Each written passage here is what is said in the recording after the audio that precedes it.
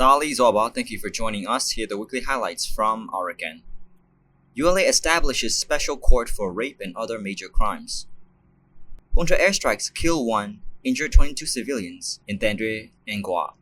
10 children injured in unexploded ordnance blast in Maungdaw.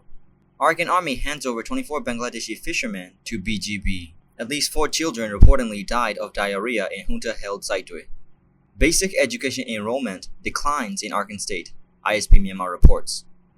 The civil war has continued across Arakan State for more than 2 years as the Arakan Army presses its offensives against the Myanmar military junta. From August 17th to 23rd of 2026, covering the conflict and other regional news, we'll be bringing you key developments regarding the situation in Arakan. ULA establishes special court for rape and major crimes. The United League of Arakan has announced that the establishment of a special court to hand down severe sentences for major crimes such as child rape, murder, and homicide in areas controlled by the Arakan Army. Formed in August, the special court aims to expedite the imposition of maximum sentences on individuals convicted of sexual violence, child rape, and murder. In an exclusive interview with Arakan Princess Media, Rakhine from the ULA Central Office stated that special emphasis is being placed on preventing and eliminating child rape. The ULA emphasized 2 primary pillars regarding child rape: prevention and the swift imposition of severe punishments on perpetrators. As reported cases of rape rise across areas controlled by the Arakan Army in Arakan State, effective legal action remains weak, drawing widespread criticism of the ULA Judicial Department. Observers viewed the formation of the special court as a targeted attempt to address high-profile cases, expose the truth, and deliver justice. The ULA noted that it is also conducting sexual awareness training, distributing leaflets, and providing legal education programs to reduce sexual violence. Despite these awareness efforts, critics argue that the prevalence of rape stems from weaknesses within the ULA Judicial Department.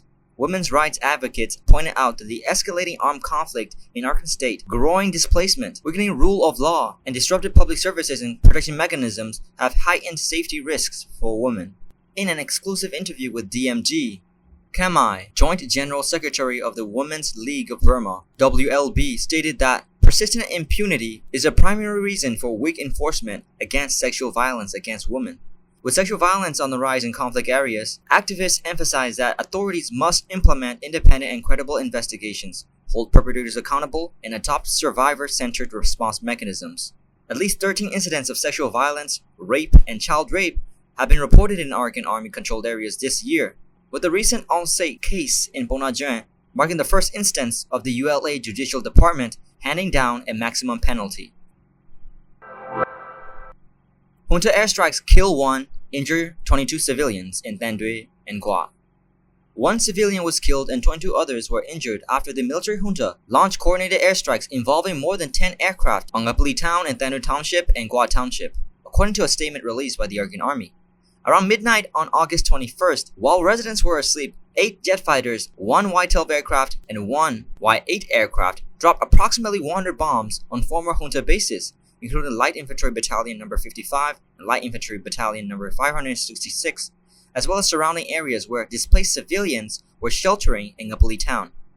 The airstrikes lasted for more than an hour, from around 2 a.m. until after 3 a.m. on August 21st, killing 1 displaced civilian and injuring 14 others in Unexploded town, the statement said. At around 5 a.m. that same day, a jet fighter carried out 2 separate bombing runs on Yangshan village in Gwa Township. During the first strike at around 5 a.m., a 500-pound bomb was dropped on Yangshan Village High School, injuring 7 displaced civilians sheltering inside and completely destroying the school building. In the second strike at 5:05 a.m., another bomb was dropped on Diarrhoea Monastery in Yangshan Village, injuring 1 civilian and destroying monastery buildings, 3 residential homes, a peanut oil mill, a motorcycle, a bicycle, and other personal property. The military junta continues to conduct persistent airstrikes targeting civilian areas across Arakan State and elsewhere in Myanmar, leading to a rising toll of civilian casualties and property destruction. Consequently, the Arakan Army has issued a renewed warning, urging residents across Arakan State to remain highly vigilant against potential air and naval attacks by the military junta. 10 children injured in unexploded ordnance blast in Maungdaw. 10 children were injured when unexploded ordnance detonated in Indian village, Maungdaw Township, Arakan State, on the morning of August 20, according to local residents. The explosion occurred at around 11:20 a.m. when the children struck the explosive device while playing in a vacant compound. It remains unclear where they found the unexploded ordnance. 6 of the 10 injured children are currently receiving emergency medical treatment for severe injuries and urgently require financial assistance for medical care.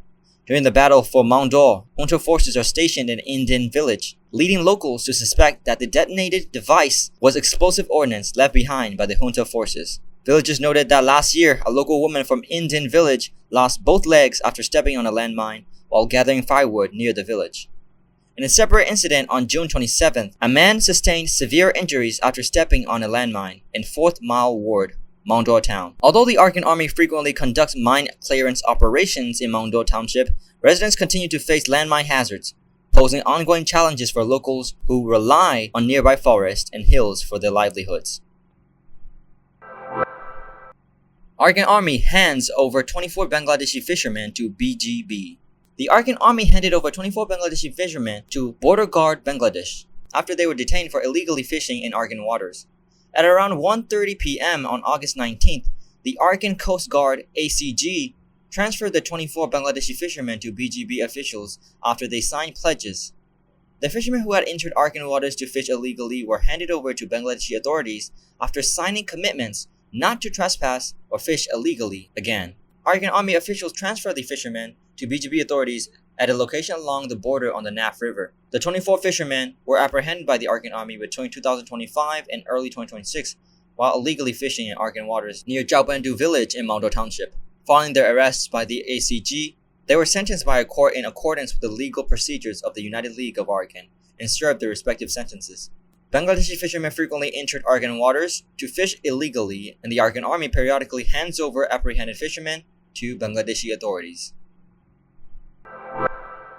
At least 4 children reportedly died of diarrhea in junta-held Sittwe. A diarrhea outbreak is spreading across Sittwe and nearby villages in Sittwe Township, Arakan State, with deaths reported among affected residents according to local sources. Cases have spread over the past week across several urban wards in Sittwe, Muslim villages, and displacement camps. Travel restrictions imposed by the military junta have created severe obstacles to accessing healthcare. As infection rates rise, concerns are growing for displaced people living in camps. Diarrhea cases are also widespread in Sittwe town, where IDPs sheltering at local monasteries are unable to reach hospitals or clinics due to financial hardship. According to residents, at least 4 children have died from the illness due to a lack of adequate medical treatment in the town and across Muslim displacement camps. With the military junta tightening security and enforcing strict travel restrictions across Sittwe, local residents face severe livelihood and healthcare challenges, with Muslim villages and displaced populations bearing the brunt of the crisis. Health professionals warn that the diarrhea can spread through contaminated food and water and poses a serious threat to people with weakened immune systems.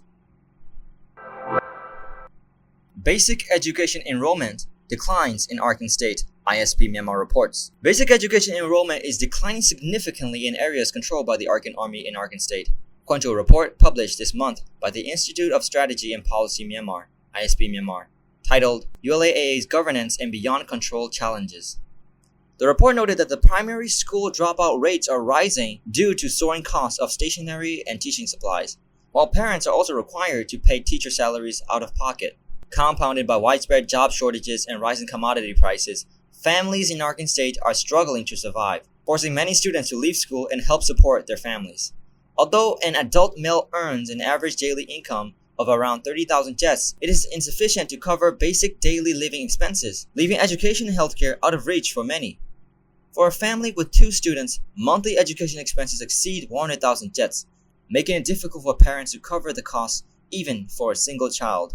According to figures from ISP-Myanmar, basic education enrollment in Arakan State stood at over 530,000 in 2021, dropping to over 370,000 in 2023, and falling further to around 300,000 in 2025, reflecting a continuous decline year after year.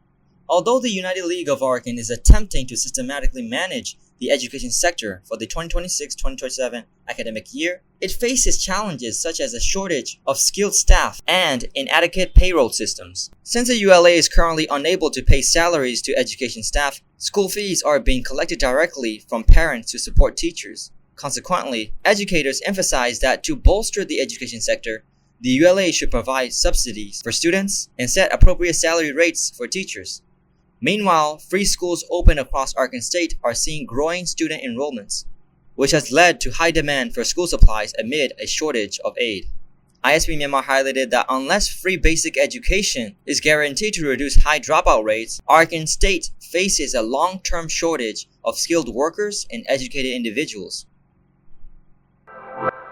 These were the main highlights of the past week in Arakan. This program is presented every Tuesday, so please stay tuned. May all people of Arakan and the world stay healthy and safe.